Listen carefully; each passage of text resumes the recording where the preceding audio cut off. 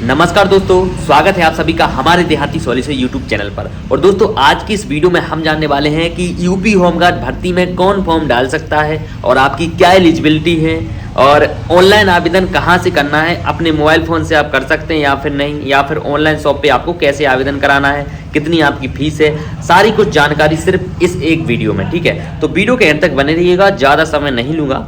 तो दोस्तों आइए चलते हैं और आपको बताते हैं। तो सबसे पहले आप जान लीजिएगा दोस्तों, यूपी होमगार्ड भर्ती में कौन फॉर्म डाल सकता है।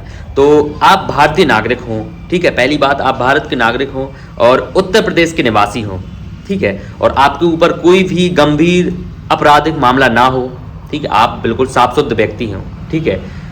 अब उसके बाद आ जाते हैं हम शैक्षिक योग्यता पर कि आप कितने पढ़े लिखे हैं। उसके बाद आप फॉर्म डाल सकते हैं। तो ज़्यादा पढ़े लिखे नहीं चाहिए दोस्तों, आप 10वीं पास हो, आपकी उम्र जो है 18 से 45 वर्ष हो, ठीक है। कुछ भर्ती में 20-45 भी रहती है, ठीक है, इस चीज़ को आप समझ लीजिएगा। 18 वर्ष से कम नहीं होना चाहिए और 35 आप समझ सकते हैं, बट 45 भी अगर हो तो कुछ जगह पर छूट है, ठीक है। अब शारीरिक और मानसिक जान लीजिए दोस्तों। शारीरिक मानसिक ऐसा है कि पुरुष की लंबाई 162 सेमी, ठीक है, कुछ कैटेगरी में छूट भी है, और महिला के लिए 150 सेमी, और जो आपकी छाती है वो 77 सेमी, ठीक है। जरूरी डॉक्यूमेंट्स, ठीक है, ये जरूरी डॉक्यूमेंट समझ लीजिएगा। आधार कार्ड है, 10th मार्कशीट है, निवास प्रमाण पत्र है, SC OBC होने पर कास्ट सर्टिफिकेट, ठीक है, पासपोर्ट साइज फोटो है, मोबाइल नंबर एंड ईमेल। अब इसमें कास्ट सर्टिफिकेट का ऐसा है कि आप अगर SC और ST को छोड़कर अन्य पिछड़ा से हैं या फिर सामान्य से हैं, तो सामान्य वालों का तो जाति प्रमाण पत्र होता नहीं है। तो जो OBC वाले हैं, तो आपका जो जाति प्रमाण पत्र है, ये बहुत ज़रूरी बात है, वो आपका अप्रैल 2025 के बाद का होना चाहिए, उसके पहले का नहीं चलेगा, ठीक है। और ऑनलाइन आवेदन आपका ऐसे होना है, पूरा चयन प्रोसेस समझ लीजिएगा कि चयन होने के लिए क्या क्या होगा, ठीक है। तो ऑनलाइन आवेदन सबसे पहले डॉक्यूमेंट वेरिफिकेशन, फिजिकल टेस्ट है, दौड़ है, लंबाई है, छाती नाप है, ठीक है, मेडिकल टेस्ट है, फाइनल मेरिट लिस्ट आएगी और होमगार्ड की ट्रेनिंग होगी और आपका सिलेक्शन हो जाएगा, ठीक है। अब दोस्तों ये तो मैंने आपको बता दिया कि क्या क्या चीज़ें हैं, क्या क्या जरूरी दस्तावेज हैं और कौन कौन फॉर्म डाल सकता है। अब दोस्तों बारी आती है कि फॉर्म अप्लाई कैसे करना है। तो आइए चलते हैं और आपको मोबाइल फ़ोन से ही अप्लाई करके बताते हैं। जो मैं अभी लैपटॉप पर करूंगा वही आपको मोबाइल से करना है, ठीक है। तो आइए चलते हैं और आपको बताते हैं दोस्तों। तो यहाँ पर मैं आ जाता हूँ अपने लैपटॉप की होम स्क्रीन पर, और आपके पास लैपटॉप हो, टैबलेट हो, मोबाइल फ़ोन हो, आप भी अपने स्क्रीन पर आ जाइए और वीडियो को ध्यान से देखना, ठीक है, तभी आपको पूरा प्रोसेस जो है समझ में आएगा। तो दोस्तों यहाँ पर आपको कोई भी अपना एक ब्राउज़र ओपन कर लेना है, ठीक है। तो यहाँ पर आपको सर्च करना है रोजगार रिजल्ट, ठीक है। आप जब ये वेबसाइट का नाम सर्च करेंगे तो ऊपर जो फर्स्ट वेबसाइट आएगा उस पर आपको क्लिक कर देना है। क्लिक करने के बाद दोस्तों आपको नीचे यहाँ पर देखने को मिल रहा होगा यूपी होमगार्ड ऑनलाइन फॉर्म, ठीक है। तो इस पर आपको क्लिक कर लेना है। सिंपल सा मैं यहाँ पर क्लिक करता हूँ और क्लिक करने के बाद अब मैं नीचे आ जाता हूँ। तो यहाँ पर लिखा हुआ है अप्लाई ऑनलाइन OTR, ठीक है। अब दोस्तों ये जो OTR है, अगर आप आवेदन कर रहे हैं तो OTR करना ज़्यादा ज़रूरी है, ठीक है। उसके बाद ही आपका फॉर्म जो है फिल होगा। तो यहाँ पर दोस्तों लॉगिन का ऑप्शन है, अगर आपने पहले कर लिया है तो लॉगिन कर लीजिएगा, नहीं तो यहाँ पर आपको रजिस्ट्रेशन हेयर का ऑप्शन देखने को मिल रहा होगा। तो यहाँ पर आपको 1 टाइम रजिस्ट्रेशन OTR कर लेना है। यहाँ पर आपको ज़रूरत क्या पड़ेगी, आपका जो Gmail ID है उसको आपको डाल लेना है और जनरेट OTP पर क्लिक कर देना है, और यहाँ पर आपको अपना मोबाइल नंबर जो है डाल लेना है साइड में और जनरेट OTP पर क्लिक कर देना है। दोस्तों मैंने यहाँ पर डाल लिया है, और डालने के बाद यहाँ पर आपको वेरीफाई टू प्रोसीड पर क्लिक करना है, ठीक है। तो मैं थोड़ा सा वीडियो को स्किप कर देता हूँ जब तक मैं इसको OTP को वेरीफाई करता हूँ। और दोस्तों आप सभी के सामने मेरी जो OTP है यहाँ पर वेरीफाई हो जाती है, हल्का सा टाइम लगता है और मेरी जो OTP है वो वेरीफाई हो रही है। दोस्तों जैसे ही OTP वेरीफाई होती है और मैं वेरीफाई एंड प्रोसीड पर क्लिक कर देता हूँ, और क्लिक करने के बाद दोस्तों हल्का सा ये यहाँ पर लोड लेने लगता है, और लोड लेने के बाद यहाँ पर ऐसा कुछ इंटरफेस खुलकर आ जाता है। अब दोस्तों यहाँ पर आपको करना क्या है कि जो आपकी 10वीं की मार्कशीट है, तो यहाँ पर आपको उसका जो है जो उस पर प्रमाण पत्र पर आपका नाम है तो वो डालना है, ठीक है, और आपका जो रोल नंबर है वो डालना है, और आपका जो प्रमाण पत्र है कब जारी हुआ है वो डालना है, और अपने पिताजी का नाम डालना है, और मेल फीमेल आपको सिलेक्ट करके आगे बढ़ा देना है। तो सिंपल सा दोस्तों मैं यहाँ पर प्रोसीड पर क्लिक करता हूँ और आगे बढ़ा देता हूँ और क्रिएट एन अकाउंट पर ओके कर देता हूँ। ठीक है, तो यहाँ पर देख सकते हैं दोस्तों, यहाँ पर बोल रहा है कि आपने जो है कुछ गड़बड़ी की है।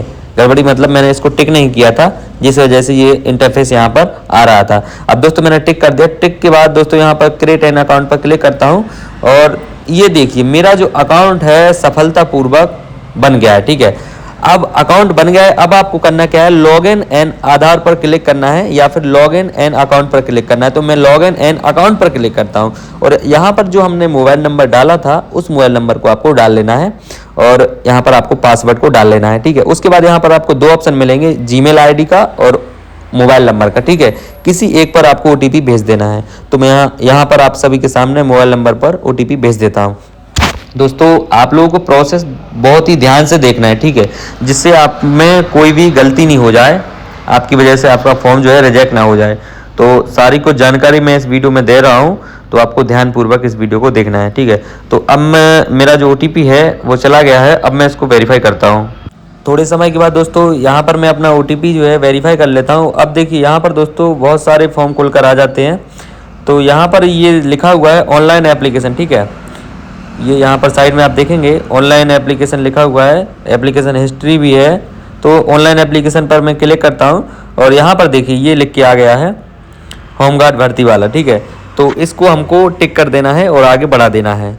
तो आपको भी सिंपल से ऐसा कर लेना है और कोई भी समस्या हो तो आप मुझे कमेंट में बता दीजिएगा। आपका भाई बैठा है आपकी समस्या का समाधान लेकर। ठीक है, तो यहाँ पर आपको क्लिक करना है और यहाँ पर अप्लाई पर क्लिक कर देना है। दोस्तों जैसे ही आप यहाँ पर अप्लाई पर क्लिक करेंगे तो आपका कुछ डिटेल्स तो यहाँ पर वैसे ही फिल करके आ जाएगा।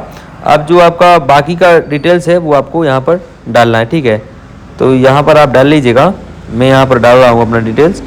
तो आपका देखो सिंपल सा इसमें जो डिटेल्स है आपको डालना है। यहाँ पर जन्म तिथि है, लिंग है, राष्ट्रीयता है, ये सब फिल है। ठीक है, वैवाहिक स्थिति आपको चयन करना है। ठीक है, मूल निवास प्रमाण पत्र, आप उत्तर प्रदेश के निवासी हैं, एस नो करना है और कैटेगरी क्या है आपकी। ठीक है, ये सब चीज़ें आपको ध्यान में रखना है। जो भी चीज़ आपको समझ में नहीं आती है वो आपको बता देना है। ठीक है, तो यहाँ पर मैं माता जी का नाम डाल लेता हूँ और माता जी का नाम डालने के बाद हम नीचे चलते हैं। दोस्तों इस चीज़ को तो देखो आप कर लेंगे मुझे पता है, लेकिन जो मेन चीज़ें होती हैं उनके लिए आप वीडियो देख रहे हैं। ठीक है, तो वही मैं आपको वीडियो के एंड में बताऊंगा और वीडियो के बीच में जो भी प्रोसेस आएगी वो सब मैं आपको बताऊंगा। तो वीडियो के एंड तक बने रहेगा। ठीक है, तो यहाँ पर जी लिख के आ रहा है जिला। ठीक है, तो आपका जिला कौन सा है आपको सिलेक्ट करना है। मेरा ललितपुर है तो मैंने कर लिया। ठीक है, अब दोस्तों यहाँ पर समझने वाली बात है, ये देखिए मूल निवास। ठीक है, मतलब मूल निवास प्रमाण पत्र जो है वो किसने जारी किया था आपका, तो ये आपको आपके निवास प्रमाण पत्र पर देखने को मिल जाएगा। तो मेरा जो है यहाँ पर एसडीएम ने किया था या फिर तहसीलदार ने किया था, जो भी किया था मैं यहाँ पर अपना सेलेक्ट करता हूँ। ठीक है, आप देखते रहिए। और यहाँ पर साइड में आपको देखने को मिल रहा होगा मूल निवास प्रमाण पत्र जारी करने की तिथि। तो इस चीज़ को भी आपको ध्यान में रखना है। ये सब चीज़ करने के बाद हम नेक्स्ट कर देते हैं। दोस्तों नेक्स्ट करते हैं तो ऐसा कुछ इंटरफेस खुलकर हमारे सामने आ जाता है।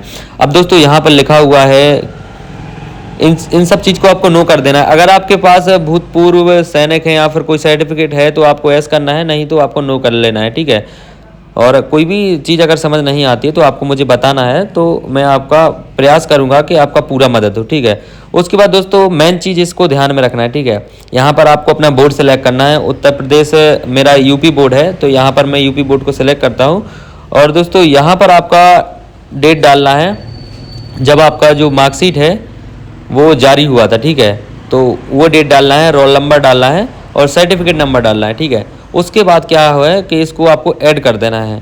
और आपको यहाँ पर जैसे ही आप ऐड करेंगे तो ये जो है प्रमाण पत्र आपका ऐड हो जाएगा। यहाँ पर आपको अपना 10 का मार्कशीट का जो भी है आपको सब कुछ डाल लेना है। मैं आप सभी के सामने यहाँ पर डाल लेता हूँ। दोस्तों आपको ध्यान से इसलिए बार बार बता रहा हूँ जिससे आपको असुविधा ना हो और आप अच्छे से चीज़ को समझ जाएँ कि ये चीज़ है क्या और किसी भी प्रकार की गलती ना हो आपके फॉर्म में।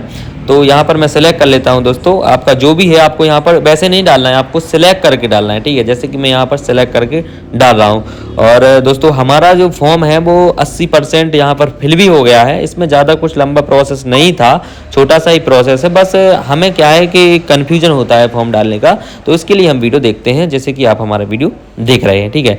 तो यहाँ पर मैं रोल नंबर फिल कर लेता हूँ। और रोल नंबर फिल करने के बाद यहाँ पर जो प्रमाण पत्र संख्या है, प्रमाण पत्र क्रमांक है, उसको हमें डालना है, ठीक है। वो डालने के बाद जब मैं ऐड पर क्लिक करूँगा तो हमारा जो ये मार्कशीट है इसका डाटा जो है उसमें ऐड हो जाएगा, ठीक है। तो यहाँ पर मैं डाल लेता हूँ दोस्तों। जब तक आप लोग क्या है कि वीडियो को लाइक कर दीजिए और कमेंट में लिख दीजिए कि आपका काम हो गया है, नहीं हुआ है तो वो भी लिख दीजिए, क्योंकि काम आपका होने वाला है, ठीक है। और कोई भी असुविधा होती है, कोई भी समस्या होती है तो बेझिझक आप कमेंट कीजिएगा। आपकी जो है सुविधा का समाधान, आपकी समस्या का समाधान, सब कुछ हम यहाँ पर बैठे हैं, जितना हो सकेगा उतना करने का प्रयास हमारा सदैव था और रहेगा, ठीक है। देहाती सॉल्यूशन सदैव ही इसके लिए खड़ा हुआ है कि आपकी समस्त समस्याओं का हल आपको प्राप्त हो। तो दोस्तों यहाँ पर आपको ये ऐड होने के बाद नेक्स्ट कर देना। उसके बाद देखिए दोस्तों, यहाँ पर जो मेन चीज़ आ जाती है डॉक्यूमेंट अपलोड की, ठीक है। यहीं पर आप लोगों को समस्या हो रही होगी। तो दोस्तों यहाँ पर देखिए, आपका जो कास्ट सर्टिफिकेट है वो 1 MB से बड़ा नहीं होना चाहिए, ठीक है। जो PDF का साइज है उसको 1 MB से बड़ा नहीं होना चाहिए, ये चीज़ आपको देख लेना है। तो इसका आपको साइज को बिल्कुल बना के रखना है, ठीक है।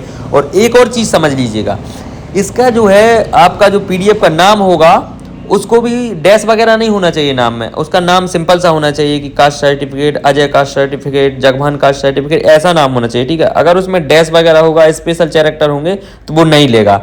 अब एक और चीज़ आ जाती है दोस्तों, लाइव फोटो कैप्चर का। तो कुछ लोगों का क्या है, लाइव फोटो कैप्चर नहीं हो रहा है। तो उसमें समस्या क्या है कि आपको रखना है वाइट बैकग्राउंड, ठीक है। जब आप वाइट बैकग्राउंड रखेंगे तो आपका जो है फोटो होगा अपलोड हो जाएगा और आपका सिग्नेचर का साइज आप बना के ब्राउज कर लीजिएगा, ठीक है। और कोई भी दिक्कत हो तो कमेंट कर दीजिएगा। ये मेरा भाई का फॉर्म है, जिस वजह से मैं आपको लाइव फोटो अपलोड करके नहीं दिखा सकता हूँ।